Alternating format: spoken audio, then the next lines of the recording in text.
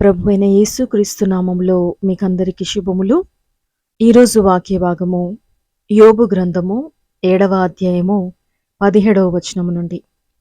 మనుష్యుడు ఏపాటివాడు, అతని ఘనపరచనేలా, అతని మీద నీవు మనస్సు నిలుపనేలా.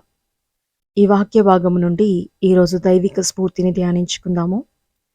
ఈ భూమి మీద 3 వంతుల నీళ్లు, 1 వంతు భూమి ఉన్నాయని చిన్నప్పుడు సోషల్ స్టడీస్లో చదువుకున్నాం కదా.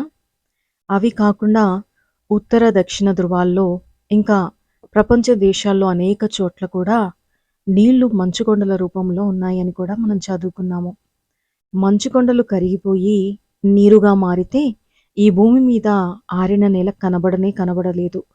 ఒక మనిషిని సముద్రములో నీటి చుక్కతో పోలిస్తే ఈ భూమి మీద ఉన్న నీరంతటిలో ఒక నీటి చుక్కకి ఎంత విలువ ఉంటుందో ఈ భూమి మీద మనిషి జీవితం కూడా అంతే. సముద్రంలో నీటి చుక్క లాంటి జీవితాన్ని కంటికి దగ్గరగా పెట్టుకుంటే అదే పెద్ద మహాసముద్రంలా కనిపిస్తుంది. ప్రస్తుత ప్రపంచ జనాభా సుమారు 800 కోట్లకు పైగానే ఉంది. ఈ భూమి మీద మొదట సృజించబడిన ఆదాము నుండి ఈ రోజు వరకు ఎంతమంది పుట్టారో, ఎంతమంది చనిపోయారో లెక్కే లేదు. ఇప్పటి వరకు పుట్టిన వారిలో గొప్ప గొప్పవారు, వీరులు, శూరులు, జ్ఞానవంతులు, ధనవంతులు, మహానుభావులు ఎంతో మంది ఉన్నారు. ఇప్పటి వరకు భూమి మీద జీవిస్తున్న మనుషులలో మన స్థాయి ఏమిటి? మనలాంటి వాళ్ళు ఈ ప్రపంచంలో ఎంతమంది ఉంటారో అంతమందిలో దేనిని బట్టి దేవుడు మనకు విలువ ఇచ్చి మన గొంతెమ్మ కోరికలను తీర్చాలి అని ఎప్పుడైనా ఆలోచించారా? దేనిని బట్టి మనకి గొప్పతనం ఆపాదించబడుతుంది?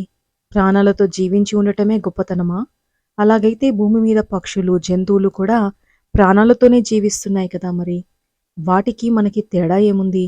పక్షులు, జంతువులు సకల ప్రాణుల కంటే శ్రేష్టమైన వారిగా మనల్ని సృజించిన దేవుడు ఎంతో గొప్ప ప్రణాళికతో మనల్ని సృజించాడు. ఇందు విషయమై దేవునికి కృతజ్ఞత కలిగి జీవించాలి మనం. దేవుడు మనకు విలువ ఇచ్చి మనల్ని ఆయన రూపంలో, ఆయన పోలికలో సృజించి ఉన్నాడు. ప్రసంగి గ్రంథం 3వ అధ్యాయం 19వ వచనంలో నరులకు సంభవించినది ఏదో అదే మృగములకు సంభవించెను, వారికిని వాటికిని కలుగు గతి ఒక్కటే. నరులు చచ్చునట్లు మృగములను చచ్చును. సకల జీవులకు ఒక్కటే ప్రాణము. మృగముల కంటే నరులకేమీయూ ఎక్కువ లేదు అని వ్రాయబడి ఉన్నది. సకల సృష్టిని నోటి మాటతో చేసిన దేవుడు మనిషిని మాత్రం తన స్వహస్తాలతో చేయడం ద్వారా దేవుడు మనిషిని ఎంత ప్రేమిస్తున్నాడో అర్థం చేసుకోవచ్చు. అంతేకాక నరుని నాసికారంధ్రములో జీవాయువును ఊదాడు. దేవుడు మనిషికి ఆలోచించడం అనేటువంటి వరాన్ని ఇచ్చాడు. మానవులమైన మనము ఈ విషయాన్ని గ్రహించి మనల్ని సృష్టించిన దేవుణ్ణి గుర్తించి ఆయన యుద్ధకు చేరాల్సిన సమయము. లేదంటే భూమి మీద జీవించే పక్షులు, జంతువుల కన్నా హీనమయ్యే స్థితి మనది. అవి తమను సృష్టించిన దేవుణ్ణి ప్రతిరోజు స్తుతిస్తాయి. కేవలం మనిషి మాత్రమే దేవుడు తనకు దయచేసిన ఆరోగ్యము, తెలివితేటలను ఆధారం చేసుకొని తన సుఖ సంతోషాల కోసం ధన సంపాదన మాత్రమే ధ్యేయంగా జీవిస్తూ దేవుని ఆజ్ఞలను మీరి దేవుని మీద తిరుగుబాటు చేస్తున్నాడు.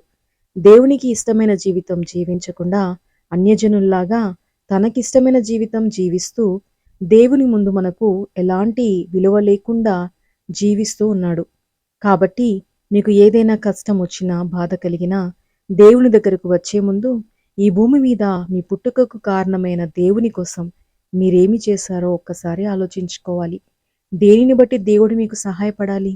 మీకు ఏ అర్హత ఉంది ఆలోచించుకోవాలి.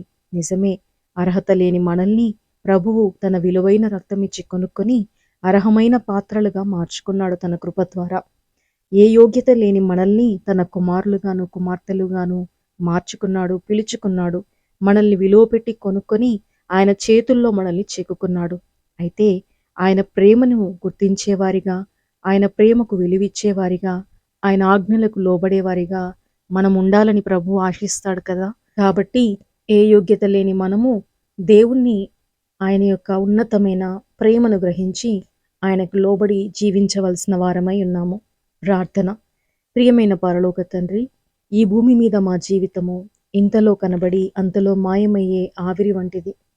గాలికి ఎగిరిపోయే పొట్టు వంటి మా జీవితాలను మీరు ఎన్నుకున్నారు. ఏ యోగ్యత లేని మేము, ఏ అర్హత లేని మేము, మిమ్మల్ని తండ్రి అని పిలవగలుగుటకు మీరిచ్చిన కృపకై వందనాలు.